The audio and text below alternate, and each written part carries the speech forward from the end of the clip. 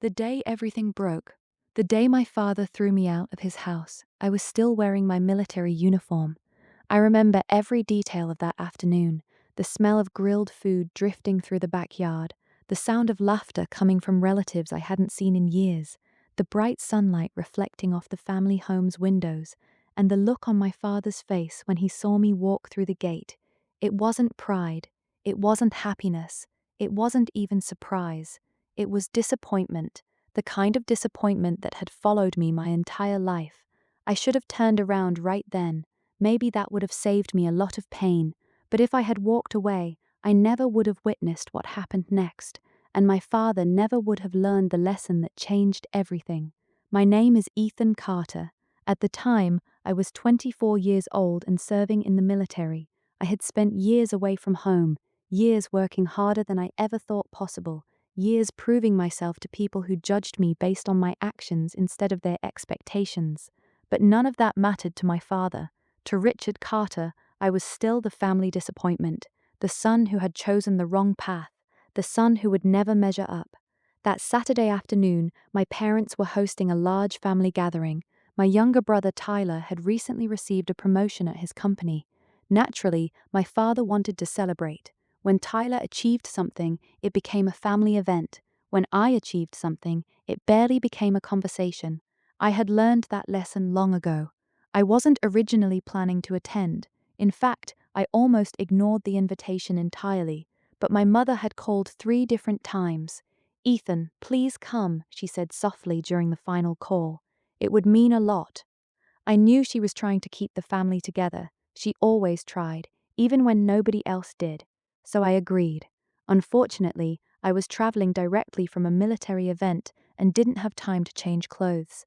That meant I arrived wearing my dress uniform. As I parked my truck across the street, I sat behind the steering wheel for a moment. Something felt wrong. A strange feeling settled in my stomach, like a warning, like my instincts were trying to tell me something. But after being away for months, I convinced myself I was overthinking. I took a deep breath, stepped out of the truck, and walked toward the house. The backyard was already packed with people. Aunts, uncles, cousins, neighbors, friends. Nearly 40 people filled the property. Music played from speakers. Children ran through the grass. Everyone seemed happy. Then someone noticed me. "Ethan's here." Several heads turned. A few relatives smiled and waved. Others simply stared. I walked through the crowd, greeting people politely. Aunt Linda hugged me. My cousin Mark shook my hand. A few older relatives thanked me for my service. For a moment, things actually felt normal. Then I spotted my father. Richard Carter stood near the grill, wearing a bright blue shirt. Tyler stood beside him, as usual, the golden child and the proud father. My father looked directly at me. His eyes immediately dropped to my uniform. His expression tightened. I knew that look. I had seen it 1,000 times. Disapproval. "Well," he said loudly, loud enough for several people nearby to hear, "look who finally showed up." The conversation around us started slowing down. People sensed tension. I forced a small smile. "Good to see you too, Dad." His eyes remained fixed on my uniform. "Couldn't find regular clothes?" A few awkward chuckles came from the crowd. I ignored them. I came straight from an event. He nodded slowly, then smirked. Convenient. I knew what he meant. He thought I wore the uniform for attention. He always thought that, no matter how many times I explained otherwise. Tyler stepped forward. "Hey, Ethan." At least my brother sounded friendly. "Congratulations on the promotion," I said. "Thanks." Before either of us could continue, my father interrupted. "Tyler earned his promotion through real business work." The words hung in the air. Several guests looked away. Others pretended not to notice. I felt heat rising in my chest, but I remained calm. Years in the military had taught me patience, so I simply nodded. "That's great." My father wasn't finished, not even close. He grabbed a drink from a nearby table, then turned towards several guests. "You know, Tyler manages over 50 employees now." People congratulated him. My father beamed with pride. Then he looked back at me. "Meanwhile, Ethan still likes playing soldier." The laughter this time was louder. Not everyone laughed, but enough did. I felt my stomach tighten. Playing soldier, those 2 words, my father had been saying them since the day I enlisted. Never mind the years of training, never mind the sacrifices, never mind the responsibilities. To him, it was all some kind of game. I looked around the backyard. People suddenly seemed very interested in their drinks. Nobody wanted to get involved. I understood. Family conflicts make people uncomfortable. My mother appeared from the house carrying a tray. The moment she sensed the tension, her smile disappeared. "Richard," she warned quietly, but my father ignored her. As a matter of fact, he continued, "I still don't understand why anyone would choose that life." The crowd grew silent. "You had opportunities, Ethan." His voice carried across the yard. "You could have built a real career." My hands tightened slightly, not enough for anyone to notice, just enough to stop myself from reacting. "I like my career." My answer was calm, respectful, measured. It didn't matter. My father shook his head. "No, you settled." I saw embarrassment on my mother's face.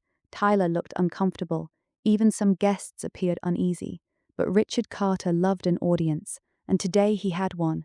"You always took the easy way." I actually laughed, not because it was funny, because it was absurd. The easy way? Military training alone had been harder than anything I'd ever experienced. The long deployments, the missed holidays, the constant pressure. Nothing about it had been easy. My father mistook my laugh for disrespect. His face darkened. "You think this is funny?" "No." "Then why are you smiling?" Because if I didn't smile, I might say something I'd regret. But I didn't tell him that. Instead, I remained silent.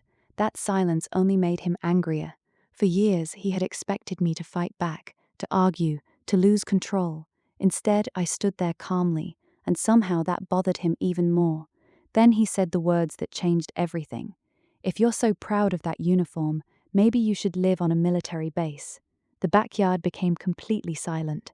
Every conversation stopped. Every eye focused on us. My mother looked horrified. "Richard." But he kept going. "Because as far as I'm concerned, you stopped being part of this family years ago." The words hit harder than I expected, not because they were true, because they came from him, a father, my father. No matter how old you get, some wounds never completely heal. For a brief second, I saw genuine shock on several faces. Even people who normally supported my father looked uncomfortable. Tyler stepped forward. "Dad, stop." Richard ignored him. Then he pointed toward the gate. "If you can't celebrate your brother without showing off, you can leave." I stared at him, trying to understand what had just happened. I had barely spoken, I hadn't argued, I hadn't caused a scene, yet somehow I was being blamed for one. The crowd waited. Everyone expected a confrontation, a shouting match, an explosion. Instead, I simply nodded. "Okay." The single word caught everyone off guard, including my father. I looked at my mother. "I'm sorry." Tears filled her eyes. Then I turned and started walking away. No shouting, no insults, no revenge, just silence. The kind of silence that says more than words ever could. As I reached the gate, I heard whispers behind me. Confusion, discomfort, regret. But I kept walking. I reached my truck, opened the driver's door,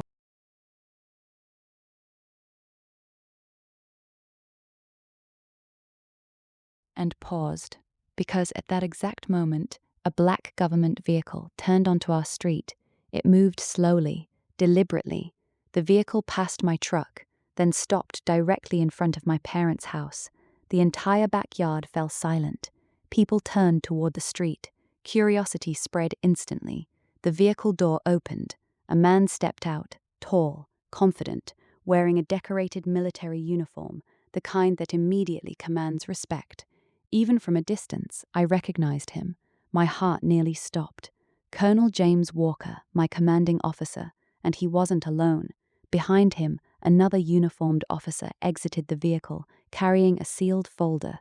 Neither man looked at me. Their attention remained fixed on the house, on the gathering, on my father. Across the yard, I watched Richard Carter's confident smile slowly disappear, because for the first time that afternoon, he looked uncertain. And something told me this visit wasn't a coincidence, not even close. I closed the truck door, turned around, and watched as Colonel Walker began walking toward the crowd.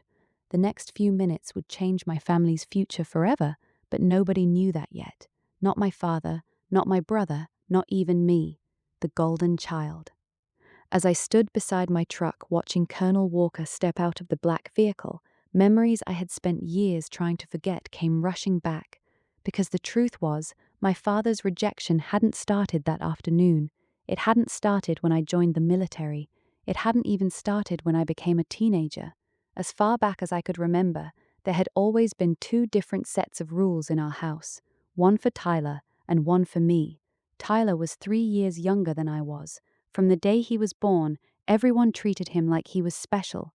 At first, I didn't mind. I was old enough to understand that babies needed attention. But as the years passed, something became impossible to ignore. No matter what happened, Tyler was always right, and I was always wrong. When Tyler broke a lamp while playing baseball in the house, my father blamed me for not stopping him. When Tyler failed a test at school, my father said his teachers weren't challenging him enough.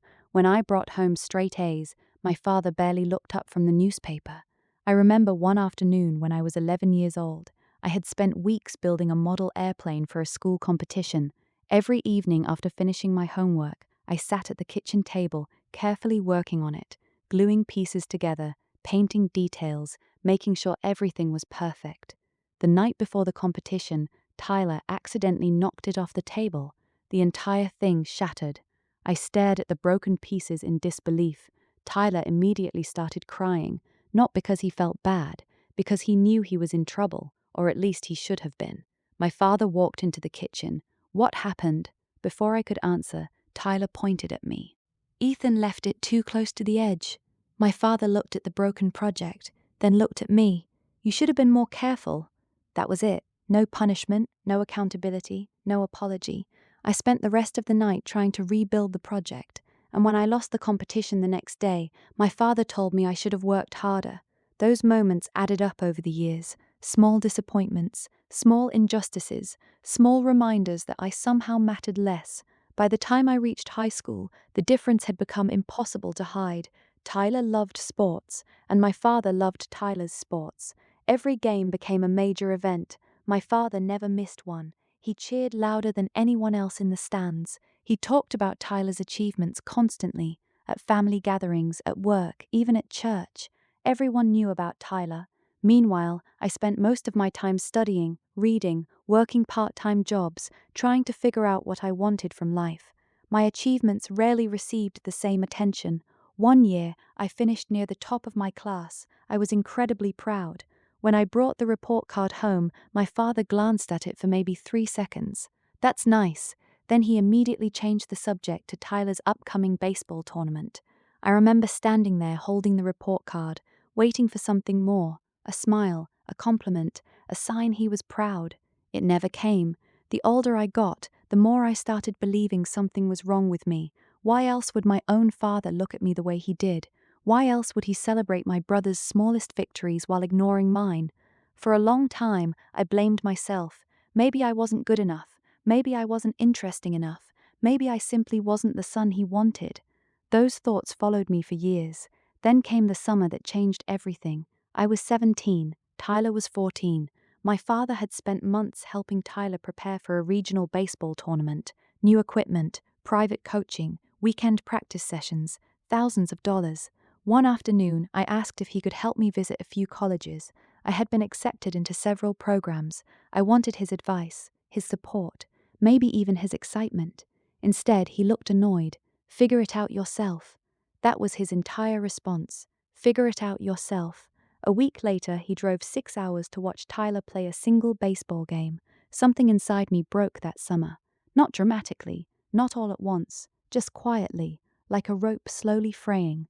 I stopped expecting approval, stopped chasing attention, stopped believing I could earn his respect, and strangely enough, that made life easier. When you stop expecting something, it can't disappoint you anymore. At least that's what I told myself. After graduation, I faced a difficult decision. Most of my friends were heading to college, others were starting jobs. I wasn't sure where I belonged. Then, one afternoon, a military recruiter visited our school. He spoke about purpose, service, discipline, opportunity. For the first time in a long time, something felt right. The more I learned, the more interested I became. The military offered structure, challenge, a chance to prove myself, not to my father, to myself. When I finally told my family, the reaction was exactly what you'd expect. My mother worried, Tyler laughed, and my father looked disappointed, again. "The military?" he asked. "Seriously?" I nodded.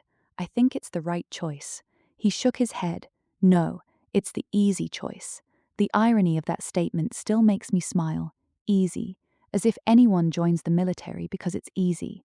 As if anyone willingly chooses years of sacrifice because they want a comfortable life. But arguing never changed his mind, so I didn't bother.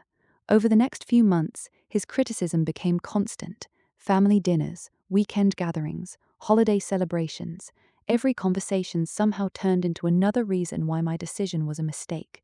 He told relatives I was wasting my potential. He told neighbors I lacked ambition. He told friends I didn't have a real plan. And eventually, he started saying those things directly to me. The worst conversation happened 2 weeks before I left for training. I was helping him clean the garage. For nearly an hour, we worked in silence. Then, out of nowhere, he spoke. "You know Tyler would never make a decision like this." There it was again, the comparison, always the comparison. I kept working. He continued, "Your brother understands responsibility." I laughed softly, not because it was funny, because Tyler had never held a job longer than a few months. My father ignored the laugh. "One day you'll realize this was a mistake." I finally stopped what I was doing. For a moment, I considered telling him exactly how I felt, how much his words hurt, how many years I had spent trying to earn his approval, how tired I was. Instead, I simply asked one question: "Would you ever be proud of me?" The garage became completely silent. My father stared at me. For the first time in years, he seemed caught off guard. Then he answered, "I'd be proud if you stopped settling for less."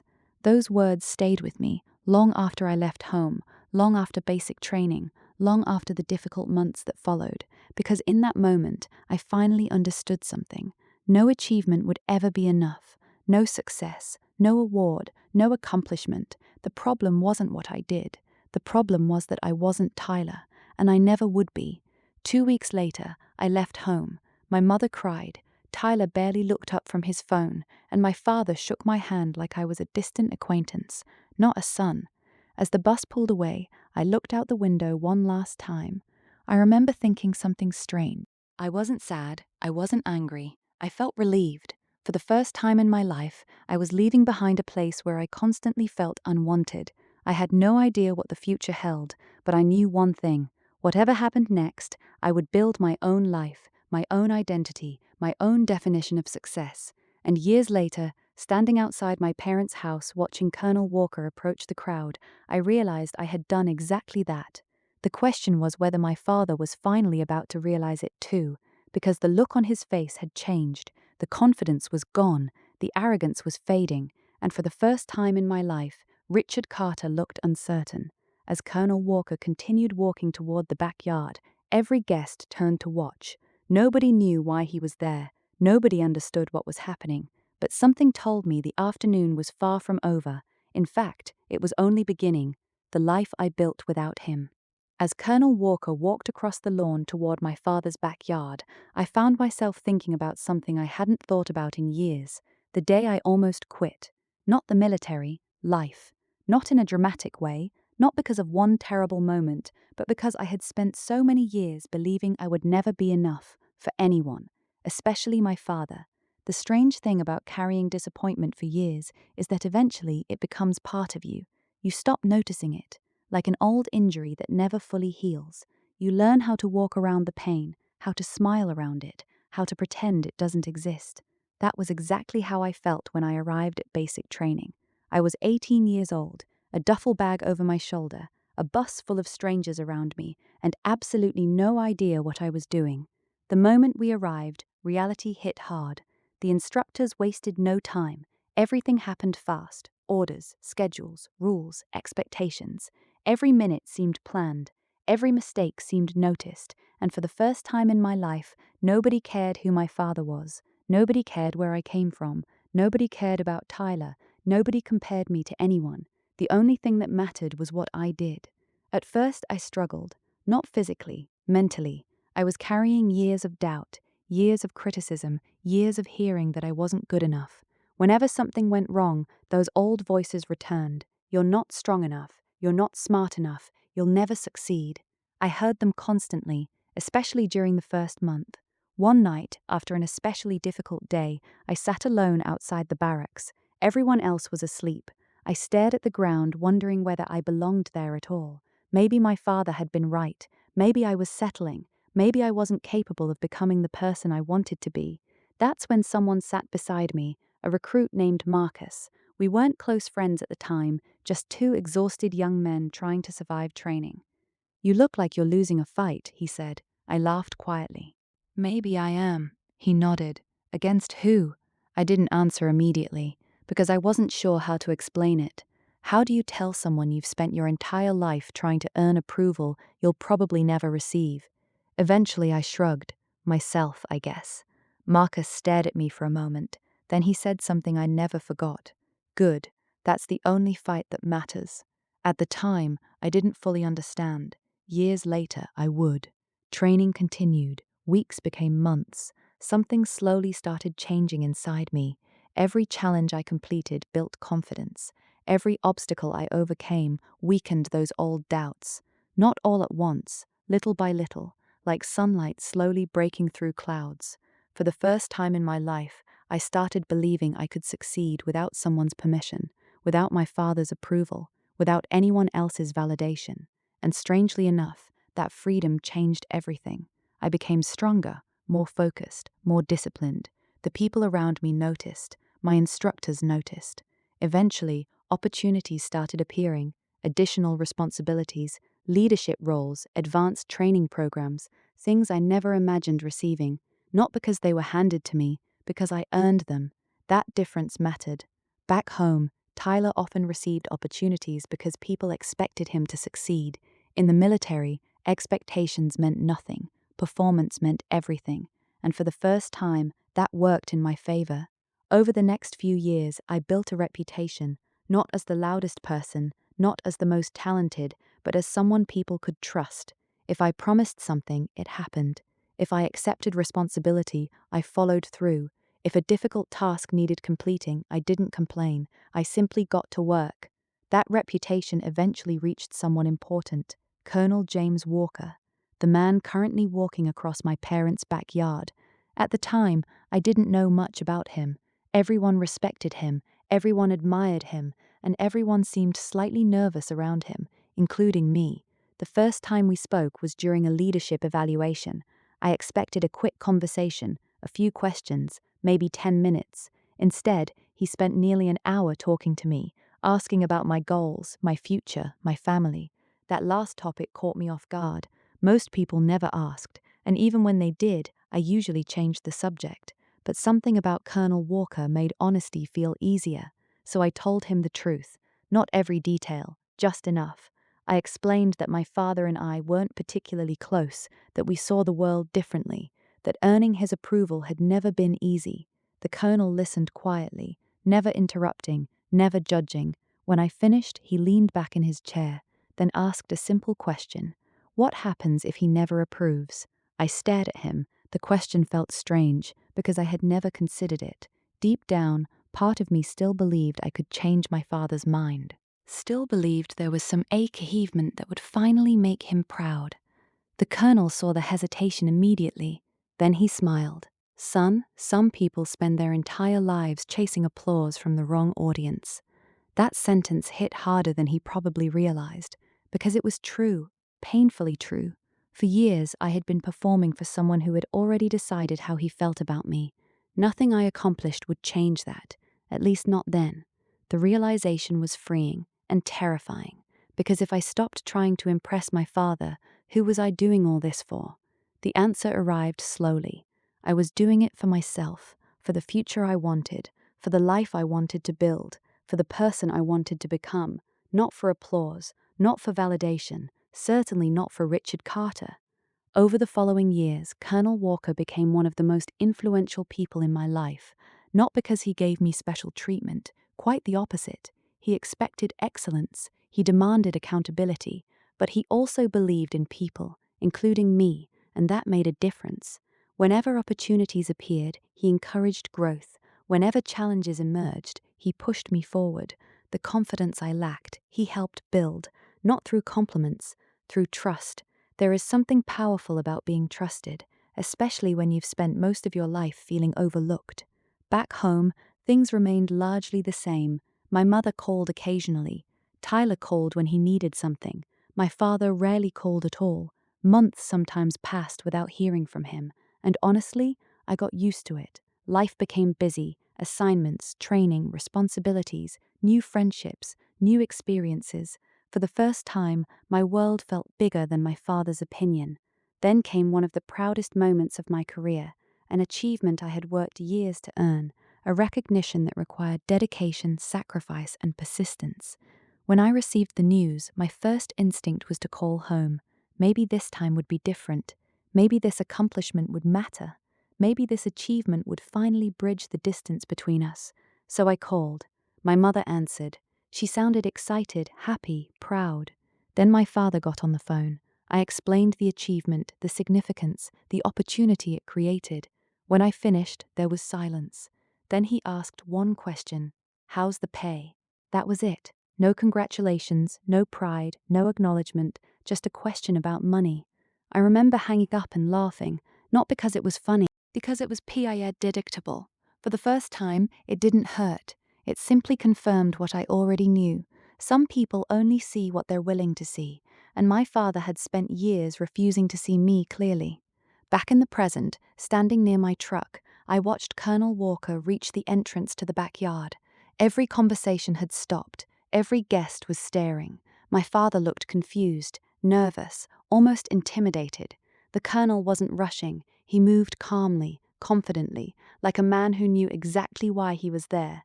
The second officer followed behind, carrying a sealed folder. The sight immediately caught my attention, because military officers don't usually arrive at family barbecues carrying official folders. Something bigger was happening, something I hadn't expected. Across the yard, my father's eyes shifted toward me. For the first time that day, he wasn't looking at me with disappointment. He was looking at me with uncertainty, as if he suddenly realized there were parts of my life he knew nothing about. And he was right. There were many. Years of experiences, years of growth, years of achievements, an entire life built without him. The crowd slowly parted as Colonel Walker approached. Then he stopped directly in front of my father. The entire backyard became silent. Even the children stopped playing. Nobody moved. Nobody spoke. Colonel Walker extended his hand. "Richard Carter." My father swallowed, then nodded. "Yes." The colonel shook his hand politely, then glanced toward me. A faint smile appeared on his face, and in that moment I knew something important. He hadn't arrived by accident. He had come for a reason, a very specific reason, one that was about to change everything. The only question was how much of the truth was about to come out, and judging by the folder in the other officer's hands, the answer was probably more than anyone expected. The visitor nobody expected. The silence in the backyard felt almost unreal. Just minutes earlier, people had been laughing, eating, and celebrating Tyler's promotion. Now nobody seemed interested in food, nobody seemed interested in music, nobody even seemed interested in speaking. Every eye was fixed on Colonel James Walker, and every second that passed seemed to make my father more uncomfortable. Richard Carter had always been the most confident person in any room. He liked being the center of attention. He liked controlling conversations. He liked knowing exactly what was happening. But right now, he looked completely lost. The colonel released my father's hand, then looked around at the crowd. His expression remained calm, professional, measured, the way experienced leaders often carry themselves. Nobody could read what he was thinking, and that uncertainty made everyone nervous, including me, because while I respected Colonel Walker, I had absolutely no idea why he was standing in my parents' backyard. The second officer remained beside him, still holding the sealed folder. Whatever was inside seemed important, very important. My father finally cleared his throat. "Can I help you with something, Colonel?" The question sounded forced. The colonel nodded. "Actually, yes." His voice was calm. "But first, I hope I'm not interrupting anything." Several people exchanged awkward looks. A few seconds earlier, my father had publicly thrown his son out of the family gathering. Nobody wanted to explain that, especially not him. "No interruption," my father replied. The colonel glanced toward me. then back toward the crowd. Something about his expression changed, almost like disappointment. Not disappointment in me, disappointment in what he had just witnessed. Because there was no way he had missed it. The tension, the silence, the awkward expressions. Years of leadership had probably taught him how to read a room in seconds. And right now, this room wasn't hiding much. Finally, he spoke. I've spent several years working with Ethan. The moment my name left his mouth, I saw multiple heads turn. The crowd immediately became more attentive, especially my father. The colonel continued, and before I discuss why I'm here, there's something I think people should know. Nobody interrupted, nobody moved. The colonel looked directly at my father, then at the guests, then back toward me. In my career, I've had the privilege of working with thousands of service members. A few people nodded respectfully. The colonel wasn't known for giving unnecessary praise. Everyone understood that, which made his next words even more powerful. Ethan Carter is one of the finest young men I've ever had the opportunity to lead. The backyard froze, completely. Several relatives looked shocked, others looked confused. My mother covered her mouth, Tyler blinked, and my father simply stared. For a second, nobody seemed to know how to react. I certainly didn't, because Colonel Walker wasn't the type of person who handed out compliments casually. If anything, he was known for expecting more from people than they expected from themselves. The colonel continued speaking. His leadership, integrity, and commitment have earned respect throughout our organization. I felt every eye in the backyard shift toward me. The same people who had watched my father humiliate me 20 minutes earlier were now hearing something completely different, a completely different version of Ethan Carter, the version my father had never bothered to learn about, the version that existed outside his assumptions, outside his criticism, outside his disappointment. My father shifted uncomfortably. The colonel noticed, but he kept speaking. There have been many situations where Ethan could have chosen the easier path. His voice carried across the yard. He never did. The words hit me harder than I expected, because for years I had listened to my father describe my military career as the easy option. And now one of the most respected leaders I'd ever known was saying exactly the opposite. The contrast wasn't lost on anyone, especially my father. A few relatives exchanged glances, others looked embarrassed, as if they suddenly realized they had accepted Richard Carter's version of the story without question. Then something happened that surprised me. My grandmother spoke. Emma Carter slowly stood from her chair near the back patio. She was 78 years old, small, quiet, the kind of person people often underestimated. But when Grandma Emma spoke, people listened, mostly because she rarely spoke without a reason. A smile appeared on her face. I could have told you that years ago. The crowd turned toward her, including me. She looked directly at Colonel Walker, then at me, and for the first time all afternoon I saw genuine pride in someone's eyes. Ethan has always been a good man. My throat tightened because I honestly couldn't remember the last time someone in my family had said that publicly. My grandmother continued, "The problem is that some people only see what they want to see." The statement wasn't directed at anyone, yet everyone knew exactly who she meant. My father's jaw tightened. He didn't respond. For perhaps the first time in his life, he had no response. The colonel nodded respectfully toward Grandma Emma. "I agree." Then he turned back toward the crowd. "And that's part of why I'm here today." Now the curiosity in the backyard became impossible to ignore. People weren't just interested anymore. They were invested. Something unusual was happening, something important, and everyone could feel it. My father crossed his arms. "What exactly is this about?" The question sounded sharper this time, less confident, more defensive. Colonel Walker looked toward the second officer. The officer stepped forward and handed him the sealed folder. The moment I saw that folder up close, a strange feeling settled in my stomach. I had never seen it before, but something about it felt significant. The colonel held it carefully, then looked at my father. "What I'm about to discuss involves Ethan." Every head turned toward me again. The tension increased instantly. My father forced a smile, the kind people use when they're trying to hide discomfort. "What now?" The colonel didn't answer immediately. Instead, he looked around the crowd, almost as if he wanted everyone paying attention. Then he spoke. Several months ago, Ethan was selected for a leadership initiative that receives national attention. The crowd listened carefully.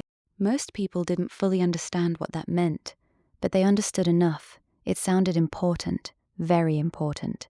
The colonel continued. Candidates are evaluated for leadership, character, community involvement, and long-term potential. My mother's eyes widened. Tyler looked genuinely surprised, and my father, he looked confused, because this was information he had never heard before, information he would have known if he had ever asked. The realization seemed to bother him a lot. Then came the moment that changed the atmosphere completely. The colonel opened the folder, slowly, deliberately. The sound of paper seemed unusually loud in the silence. Everyone watched. Nobody blinked. Nobody moved. Then he removed a document and smiled. Ethan not only qualified, he paused. He finished at the top. The backyard erupted, gasps, whispers, shock. Several relatives immediately began talking. Others stared at me in disbelief. Even Tyler looked stunned, because none of them knew. None of them had any idea what my life looked like outside family gatherings, outside old assumptions, outside my father's shadow, and suddenly those assumptions were collapsing, one by one. The colonel folded the document, then looked directly at my father. The young man you dismissed today has accomplished more than most people realize. Nobody said a word, because nobody could. The truth was hanging in the air, heavy, unavoidable, and for the first time all afternoon, Richard Carter wasn't controlling the story. He wasn't controlling anything. Then Grandma Emma spoke again. This time her voice carried a different tone, a more serious tone. That's not the only thing people don't know. The crowd immediately became quiet again. My father turned toward her. A look of concern flashed across his face, real concern, the kind I had never seen before. Grandma Emma slowly stood straighter, then looked directly at me. A small smile appeared, the same smile she had given me since childhood, the same smile that always seemed to say, "I believe in you." Then she looked at my father, and everything changed. "Richard," she said calmly, "there are some family matters we need to discuss." The color drained slightly from my father's face. The moment was brief, but I noticed it. So did Colonel Walker. So did several relatives. Something wasn't right, and for the first time all day I realized this visit might not be entirely about me. It might be about something much bigger, something hidden, something connected to our family, something my grandmother had been keeping secret. The crowd sensed it too. Questions filled the air, confusion, curiosity, suspense, and standing there in the middle of the backyard, I suddenly understood one thing. The humiliation my father had given me earlier, that wasn't the climax of the day. It was only the beginning, because whatever was inside that folder, whatever my grandmother was preparing to reveal, it was about to expose truths that had been buried for years, and judging by the fear now visible in my father's eyes, he already knew exactly what those truths were. Grandma's secret. After Grandma Emma announced there were family matters to discuss, the atmosphere completely changed. The attorney arrived carrying documents nobody had seen before. Emma revealed that Ethan's grandfather had left behind more than memories.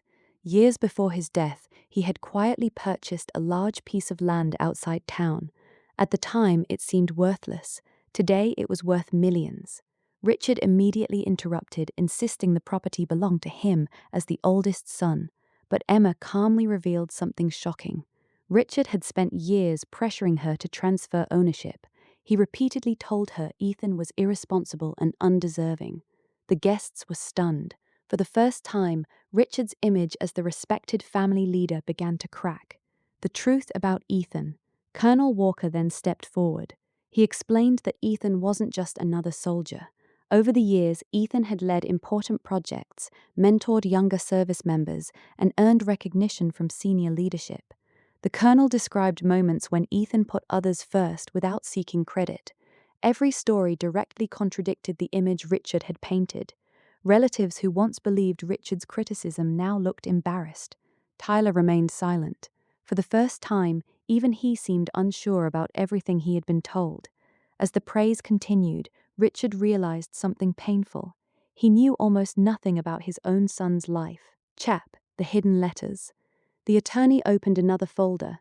Inside were handwritten letters from Ethan's late grandfather. Each letter documented concerns about Richard's behavior. Years before his death, Grandpa had noticed Richard's favoritism. He worried that Ethan was being treated unfairly. One letter contained a sentence that shocked everyone. If character determines inheritance, Ethan has already earned more than anyone else in this family. The crowd fell silent. Emma admitted she had protected these letters for years. She wanted the truth revealed only when the time was right. That time had finally arrived. The final reading. The attorney began reading the official inheritance documents. Every guest listened carefully. The property, the trust, the investment accounts, the future development rights. Everything would pass to one person, not Richard, not Tyler, Ethan. The reason was simple. Grandpa believed family leadership belonged to the person who demonstrated integrity, service, and humility. Richard's face lost all color. For years he had assumed the inheritance would eventually become his. Now everyone knew Grandpa had chosen differently, and he had made that decision long before his death. The moment nobody expected. The attorney then asked Ethan an important question. As legal owner, he could immediately remove Richard from management of the property. Many people expected revenge. After all, Richard had publicly humiliated him only hours earlier. But Ethan surprised everyone. He calmly said, "No." The crowd looked confused. Ethan explained that he wasn't interested in humiliation. He wasn't interested in proving anyone wrong. He had already spent years building a life of his own. The inheritance wasn't his victory, his life was. Colonel Walker smiled. Emma wiped away tears. For the first time all afternoon, Richard couldn't look his son in the eye. The conversation after sunset. Hours later, after the guests had gone home, Richard found Ethan standing alone near the old barn, the same barn where Ethan had played as a child. For several moments, neither man spoke. Then Richard finally broke the silence. "I was wrong." The words seemed difficult for him, almost painful. He admitted that he spent years comparing Ethan to Tyler, years dismissing achievements he never bothered to understand, years seeing only what he wanted to see. Then he asked a question, one he should have asked long ago. "Can you forgive me?" Ethan didn't answer immediately. Forgiveness wasn't something that happened in a single conversation, not after decades of disappointment, but he also understood something important. Carrying anger forever would only hurt himself. Finally, he replied, "I can try." Richard nodded.